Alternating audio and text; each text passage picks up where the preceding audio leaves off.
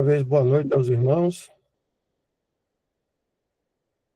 dando continuidade ao nosso estudo no livro A História da Igreja, do irmão Andrew Miller, no ponto A Inglaterra e o Papado. Desde já, fica franqueada a palavra aos irmãos que quiserem fazer algum comentário, alguma explicação ou até alguma indagação. A Inglaterra e o Papado. A submissão do rei João a Inocêncio III foi o ponto de virada na história do papado na Inglaterra.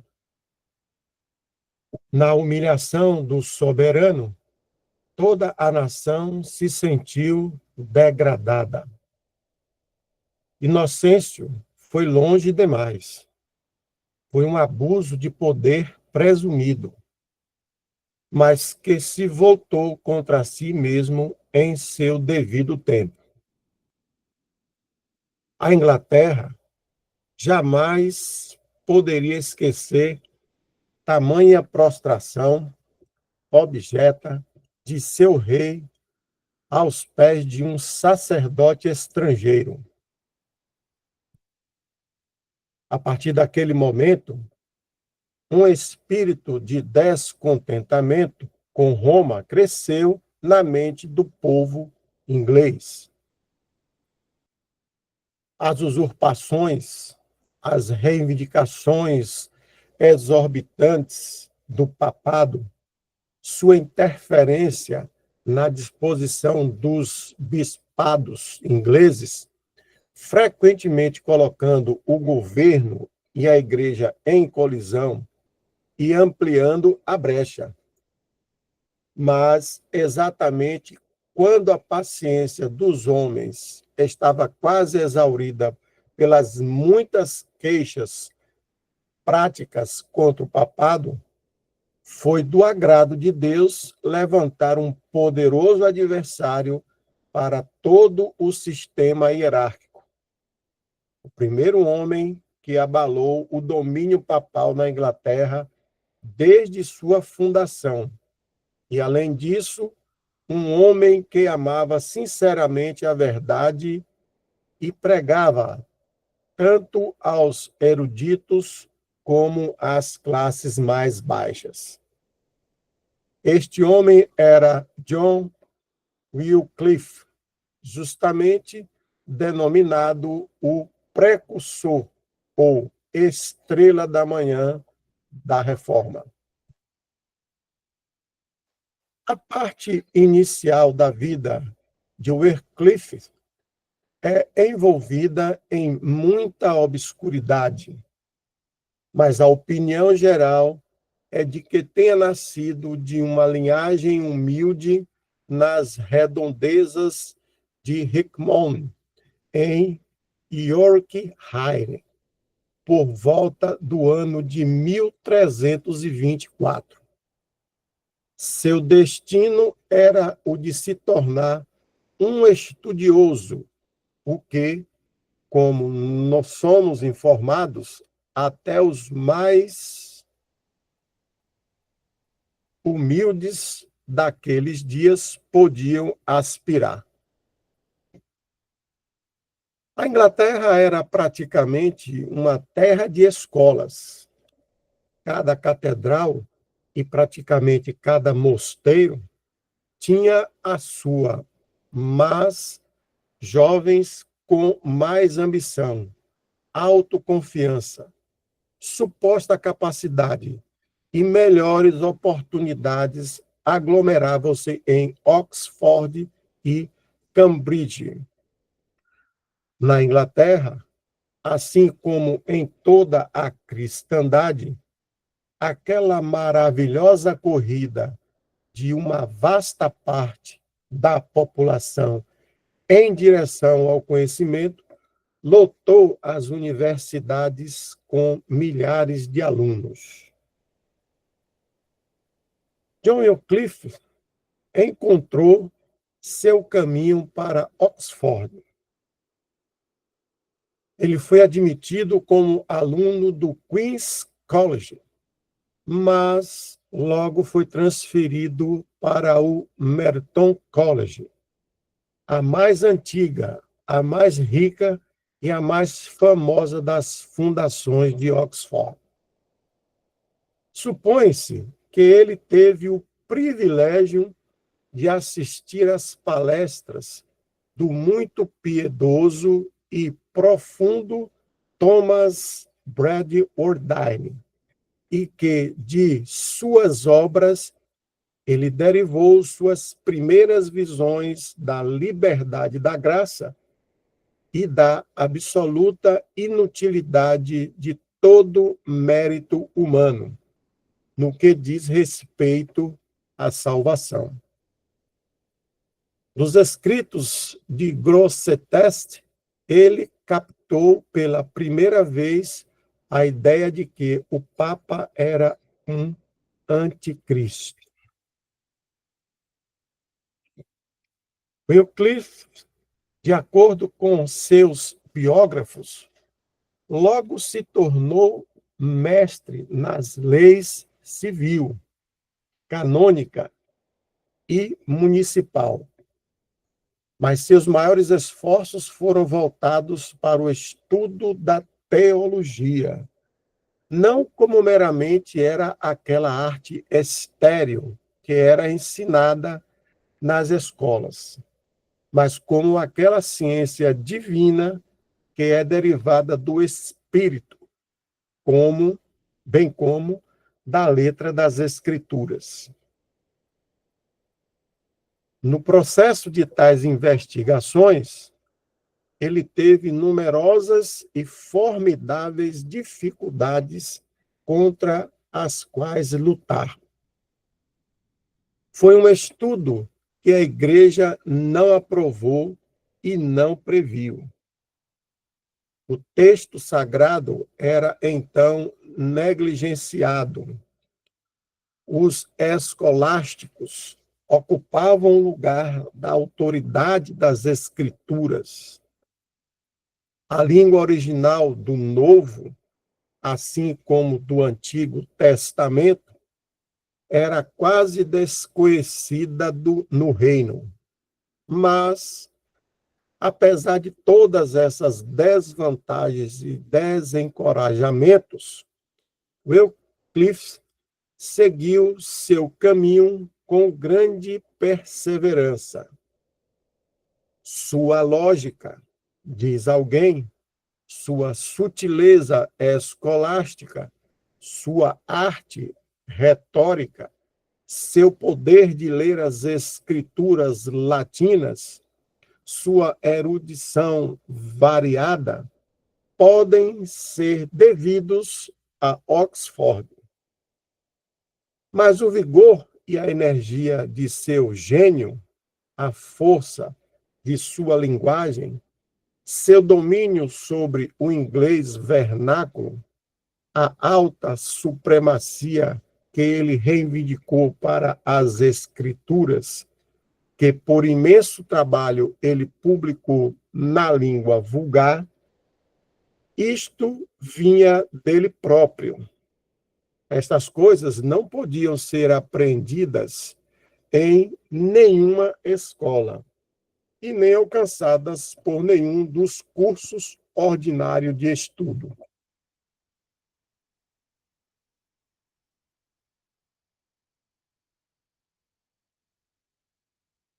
O Testemunho e o Triunfo de Wycliffe, 1324, 1417 depois de Cristo. Wycliffe e os frades. Algum irmão quer fazer algum comentário?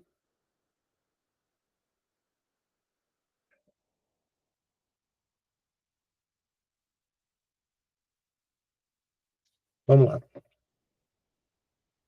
Por volta do ano de 1349, quando Wycliffe completou 24 anos de idade e estava alcançando certa fama na faculdade, a Inglaterra foi visitada por uma terrível peste chamada de peste negra. Supõe-se que ela tenha aparecido pela primeira vez na Tartária e, depois de devastar vários países da Ásia, prosseguiu pelas margens do Nilo até as ilhas da Grécia, levando devastação para quase todas as nações da Europa.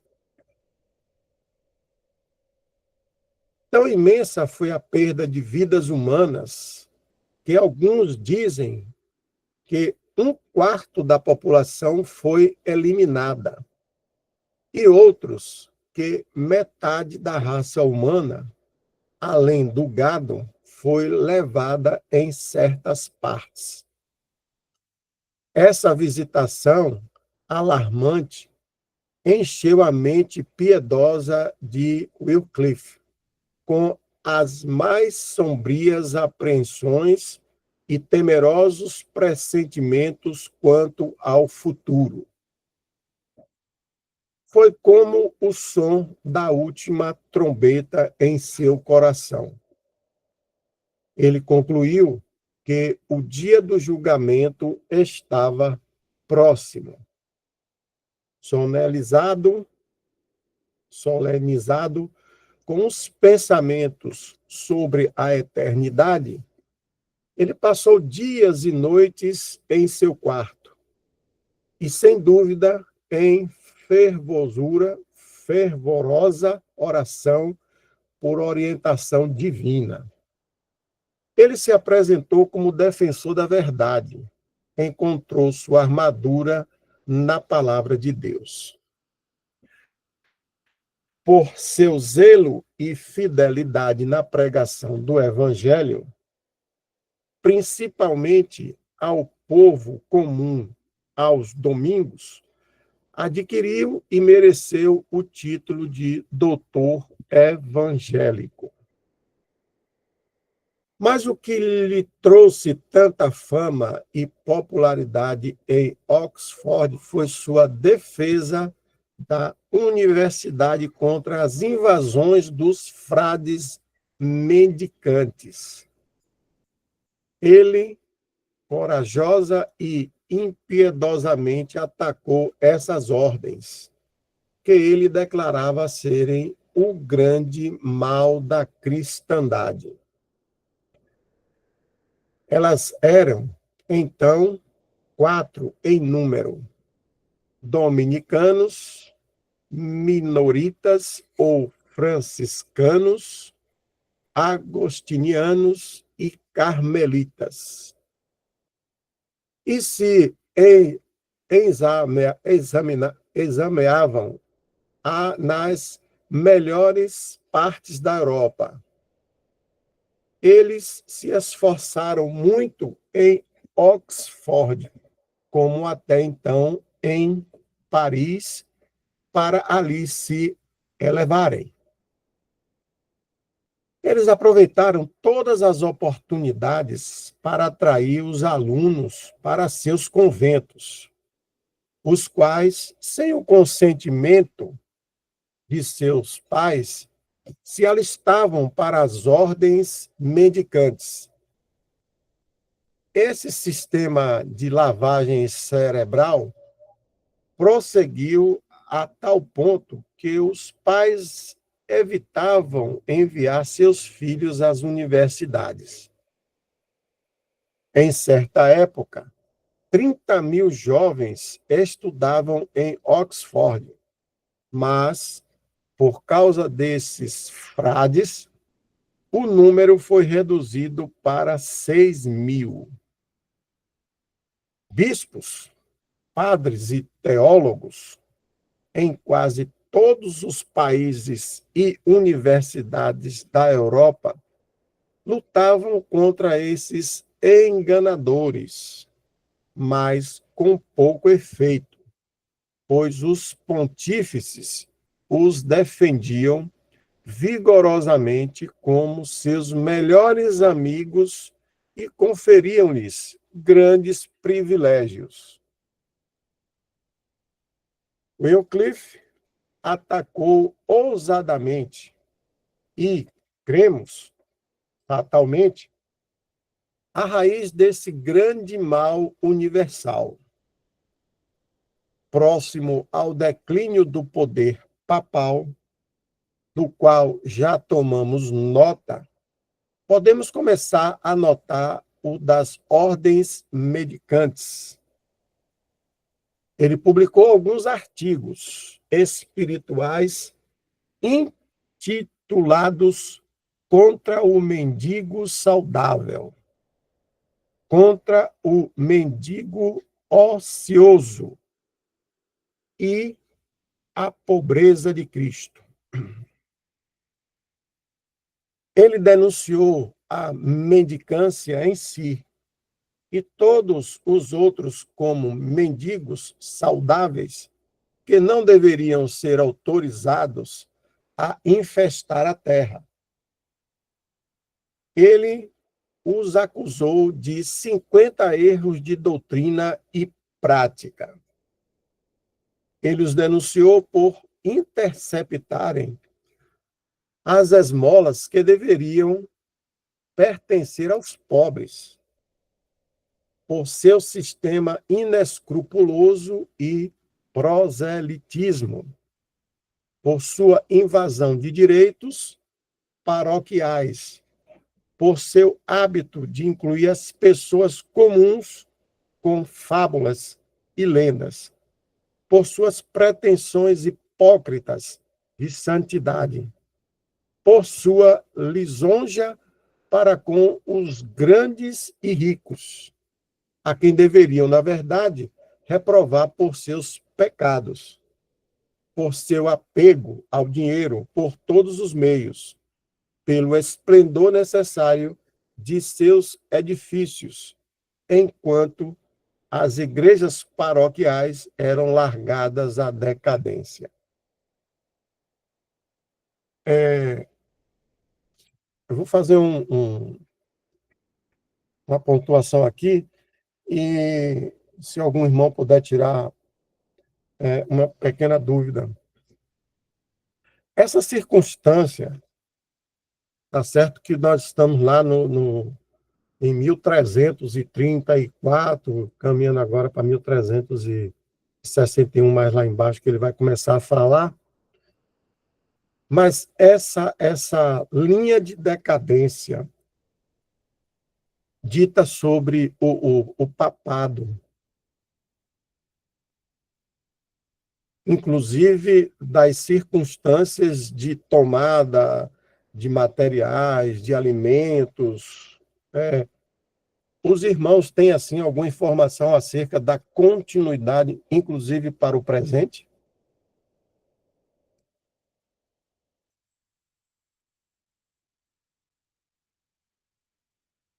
Deram para entender a indagação?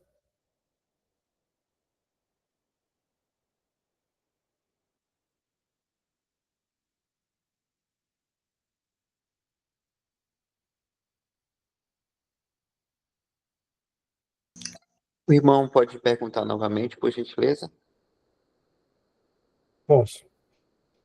Nós tínhamos, nesse período aí, os anos de 1334, quando efetivamente começou esse ponto de decisão de Wycliffe em relação aos frades. Você vê que há um confronto entre eles, não só das decisões de Wycliffe em relação aos frades, e esses frades ligados ao próprio papado, é lógico, e as ações que vinham sendo desenvolvidas pelos representantes do papado, inclusive subtraindo, como foi dito aqui, as circunstâncias até de esmolas.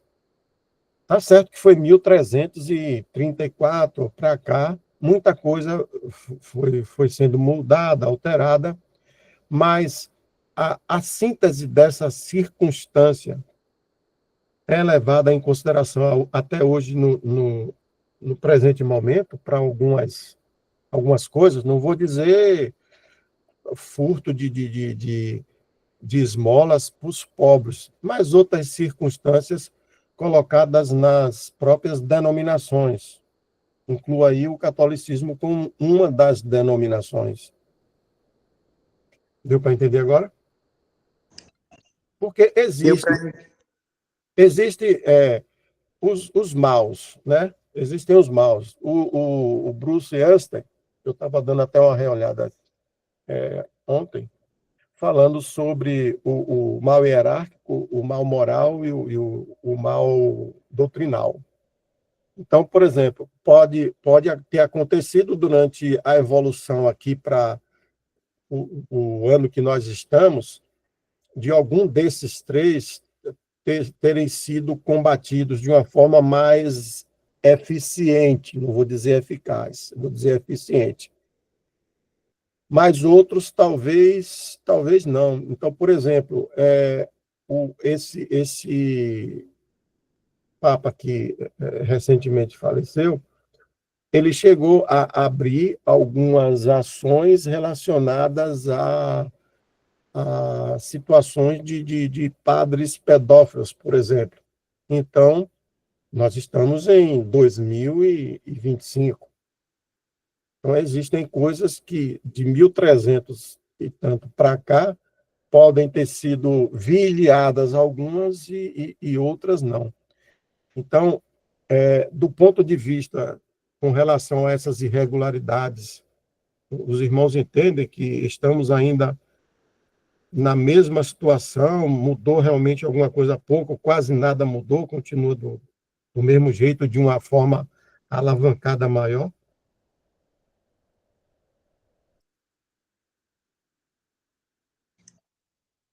Então, esse relato histórico aí do período do catolicismo, quando ele estava ali dominando a sociedade em diversos países, o que profeticamente é prefigurado na igreja de Tiatira, as cartas de Tiatira no Apocalipse, já demonstra aí a questão da cristandade, que tem todo tipo de problema. Então, tem esses problemas citados aí nesse período, mas até, até mesmo depois do arrebatamento, a cristandade vai ter ainda suas situações, né? Porque a igreja externa, vamos dizer assim, né? Aquilo que a sociedade entende como igreja vai continuar aqui na Terra. A verdadeira vai ser arrebatada, mas as situações vão acontecer para que essa cristandade possa receber a besta, né? Então, tudo faz parte das profecias. Então, isso já nos deixa entender de que vai piorar, vai piorando cada vez mais, né? Essa é uma situação específica aí, nesse período histórico, mas no geral é que aquele relato que o próprio apóstolo Paulo, ele relata em Atos, capítulo 20, verso 29, quando ele vai se despedir dos líderes das igrejas locais, ele fala assim, ó, eu sei que depois da minha partida, entre vós penetrarão lobos vorazes, que não pouparão rebanho. Verso 30. E que dentre vós mesmos se levantarão homens falando coisas pervertidas para arrastar os discípulos atrás deles. Então, isso é uma coisa que já era certo, né? O apóstolo Paulo teve essa revelação, sabia que isso iria acontecer. Então, desde quando o apóstolo Paulo estava vivo aqui nesse mundo ainda, pregando o evangelho da graça, o mal ele já estava acontecendo no meio dos cristãos ali, mas não com tanta força. Mas aí chegou um período mesmo que o apóstolo Paulo relata em 2 Timóteo que ele já estava sozinho, né? Muitos irmãos tinham abandonado a comunhão dele para ter outro tipo de comunhão. O que dá a entender, né, figuradamente também, que esses cristãos estavam abandonando a sã doutrina, porque o apóstolo Paulo ele representava isso. Ele recebeu de Deus a revelação da verdade, da doutrina da igreja. Então, foi por meio dele, ele foi o instrumento de Deus para revelar isso em suas epístolas. Então, quando um cristão, sendo um cristão verdadeiro ou não, deixava de ter comunhão com o apóstolo Paulo, isso significava que não concordava com os interesses de Paulo, com o que Paulo ensinava. E o que Paulo ensinava era a glória de Deus, a glória do Senhor Jesus Cristo, a verdade, a graça, Só que é o que ele fala aqui em Atos 20, né? Qualquer pessoa que tem um outro tipo de pensamento, que a glória não seja de Deus, ele está buscando uma glória para si mesmo e para os seus interesses próprios. E aí, quando a gente vai tratar sobre interesses próprios, aí, né, pensando como é a mente do ser humano, e a gente sabe muito bem, pode entrar todo tipo de situação. Alguns buscam poder, outros buscam dinheiro, outros buscam várias situações. Se a gente for listar aqui, a gente vai ficar uma reunião toda falando desses problemas, né? Mas nesse período aí, desse fato aí de 1300, teve esses problemas aí que a gente está lendo e está aprendendo, né? O histórico aí, mas quando vai se vendo as outras décadas, os outros séculos, mostra como vai só deteriorando até chegar na etapa em que a gente está hoje, que é os últimos dias da igreja, em que, profeticamente falando, é o período da última carta à igreja, que me fugiu da mente agora, depois de. Deixa eu dar uma olhada. Laodiceia. Laodiceia, isso mesmo, amor. Obrigado. Que profeticamente significa a igreja de Laodiceia, a carta, que é justamente esse último período da igreja na Terra, que mostra que realmente as pessoas, os cristãos, eles abandonaram a verdade em seu testemunho geral para fazerem as suas vontades, para seguir aquilo que tem na vista, os seus interesses próprios, né? Que é banhado com ouro, com tudo que é riqueza, mas se for olhar na perspectiva do Senhor sobre tudo isso, ele está a ponto de vomitar. Então mostra como tem se deteriorado. Então, se a gente for pegar a história da igreja, do seu início, que já estava dando aqueles problemas ali internos, que o apóstolo Paulo já avisou ali o que estava acontecendo, até chegar esse período nosso de agora, historicamente foi só se agravando a situação. Então imagina um gráfico onde a reta ele está só indo para cima, assim, ó. No caso, mais problemas chegando, mais situações chegando, né? Então tá acentuado, tá gradativo. Então esses problemas são vários, porque a mente do ser humano sempre é o que a palavra fala, né? O coração do homem maquina o mal e há diversas perversidades, mas também creio que não é uma coisa para a gente ficar se ocupando muito nesses tipos de erros ou tratar dos erros em si, porque são muitos, mas no geral o que a gente precisa entender e deixar claro é que e vai se deteriorar cada vez mais, né? Ontem até a gente abordou aqui sobre o plano de Satanás de tentar extinguir a glória de Deus aqui nesse mundo, e ele continua trabalhando, mas é aí o nosso papel da gente estar em comunhão com o Senhor Jesus, para a gente não permitir que nós sejamos instrumentos dele para poder extinguir essa glória. A gente não perde a salvação, mas quando a gente se rende, quando a gente se espreguiça, né, ou não se esforça para não anda nas obras que o Senhor nos deu e não fica em comunhão com o Senhor, a gente pode ser um instrumento de Satanás para extinguir a glória de Deus. Nós não perdemos a salvação, mas a gente pode deixar de ser um testemunho na prática, e é esse o plano de Satanás. Então, o mal, ele maquina o tempo todo. Maquinou, trabalhou nessa época aí que a gente está lendo, e também trabalha atualmente. Então, é basicamente isso, irmão, que eu penso. Ok. Eu achei interessante aí aquela parte, acho que foi o verso 30, foi o 31 que você colocou de Atos 20, né? Então, no 29, tem dizendo assim: eu sei que depois da minha partida, lobos cruéis entrarão no vosso meio e não pouparão o rebanho. Ou seja, interessante esse ponto de vista dado, porque no próprio 28 ele também já faz uma prevenção, né, do que vem acontecendo. Portanto, tende cuidado de vós mesmos e de todo o rebanho sobre o qual o Espírito Santo vos constituiu bispos, para pastoreardes a igreja de Deus, que ele comprou com o próprio sangue, ou seja, uma prevenção, e logo no 29 falando da partida dele, né, o que é que ia acontecer, e essa parte do 30 que o irmão leu aí com muita propriedade.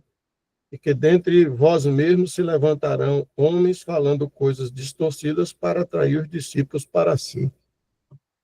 Realmente é compreensível agora. Muito obrigado. E fora do texto, seja bem-vindo ao retorno, irmão Michel. Ah, obrigado, irmão. Algum outro irmão tem algum outro comentário? Eu posso continuar?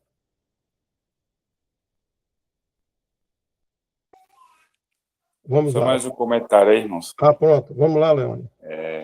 Quando o irmão Michel estava lendo aí, o irmão comentando, eu até me lembrei de uma passagem que eu estava lendo ainda há pouco.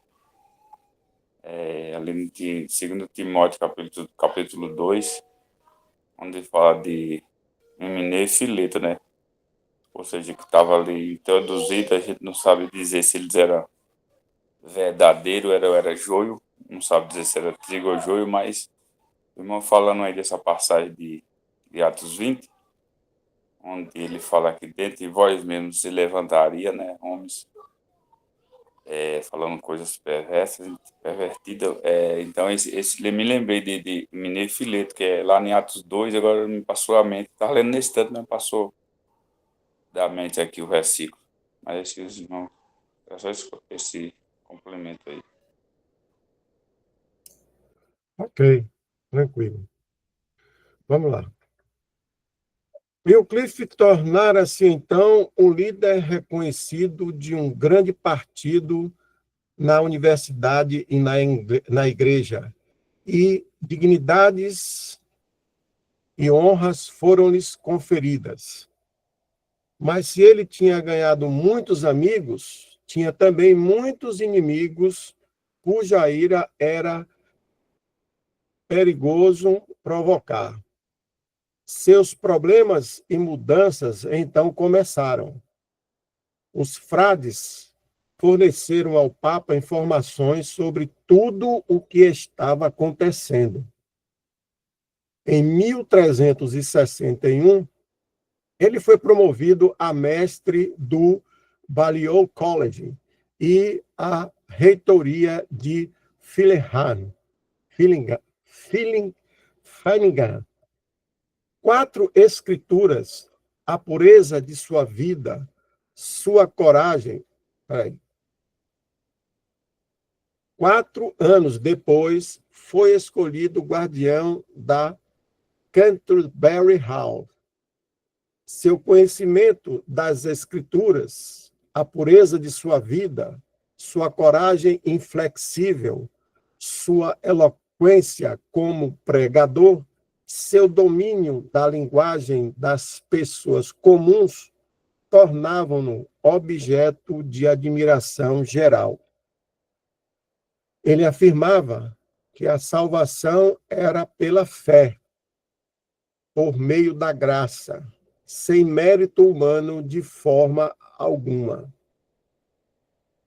Isso foi impactante, não apenas contra os males externos, mas contra os próprios fundamentos de todo o sistema papal. Guiado pela sabedoria divina, ele começou sua grande obra no lugar certo e de maneira certa. Ele pregou o evangelho e explicou a palavra de Deus ao povo em inglês vernáculo.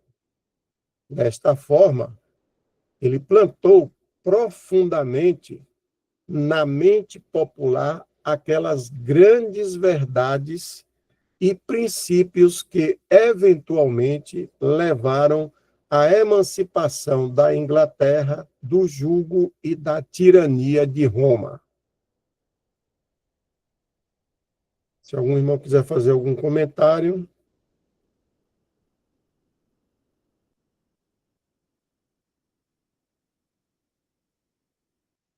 Wycliffe e o governo. A fama de Wycliffe como defensor da verdade e da liberdade não estava mais confinada à Universidade de Oxford. O Papa e os cardeais o temiam e observaram minuciosamente seus procedimentos. Mas, por outro lado, o rei e o parlamento nutriam uma opinião tão elevada de sua integridade e julgamento a ponto de consultá-lo sobre um assunto de grande importância para a Igreja e o Estado.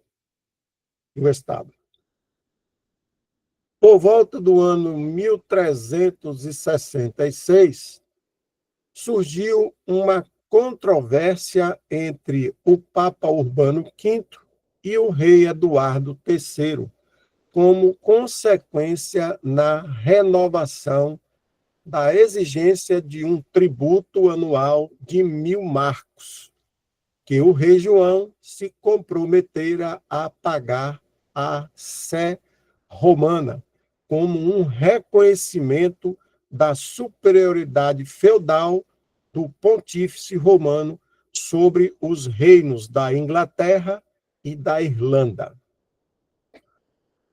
O pagamento desse tributo humilhante nunca exigiu o pagamento integral das dívidas.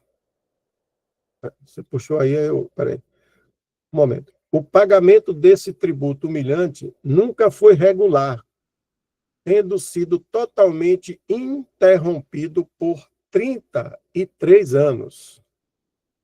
Urbano exigiu o pagamento integral das dívidas. Eduardo recusou, declarando-se decidido a manter seu reino em liberdade e independência. O parlamento e o povo simpatizaram com o rei. A arrogância do Papa causou grande agitação na Inglaterra. Ambas as casas do parlamento foram consultadas. A resolução da questão interessava a todas as classes e até mesmo a toda a cristandade.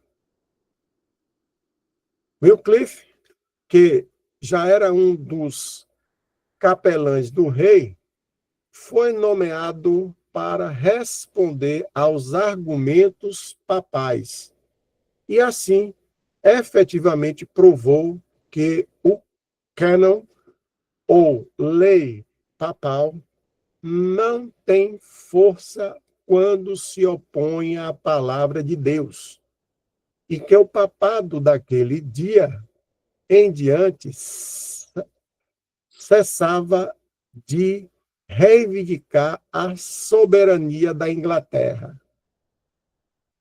Os argumentos de Wycliffe foram usados pelos senhores no parlamento e resolveram unanimemente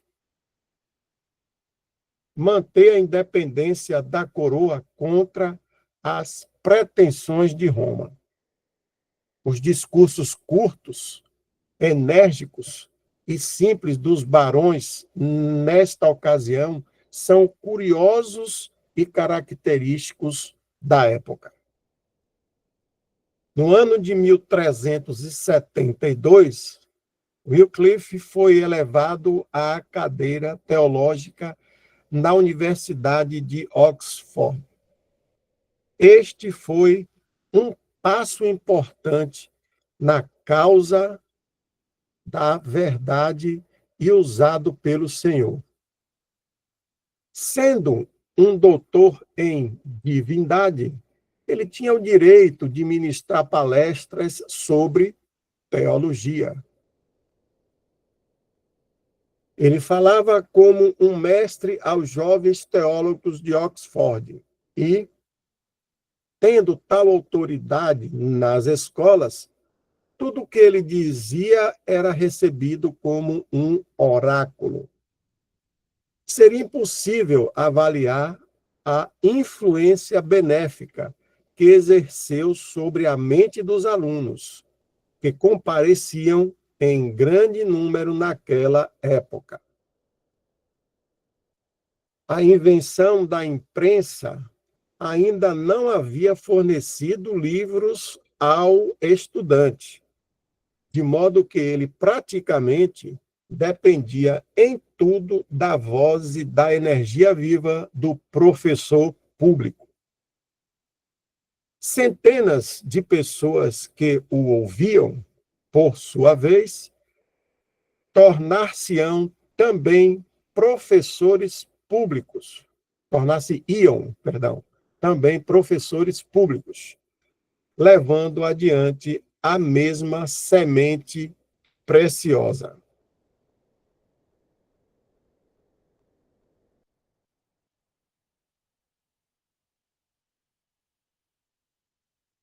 Eu não sei aí se algum irmão quer fazer algum comentário, e se o irmão Dal vai anotar já esse item aí do Wycliffe em Avignon, em razão do horário, se dá tempo ainda ler mais alguma coisa.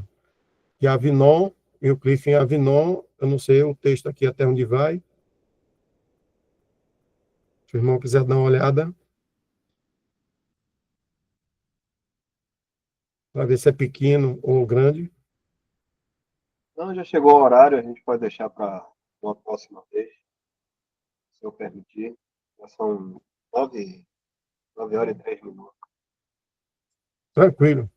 Então, a gente pode anotar aí esse item, Wycliffe em Avignon, para a próxima leitura, se assim o senhor permitir. E retorna aí a fala ao irmão Dal.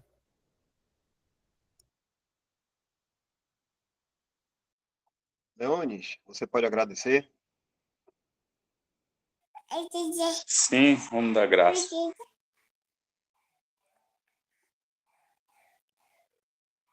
Já tirou a gravação?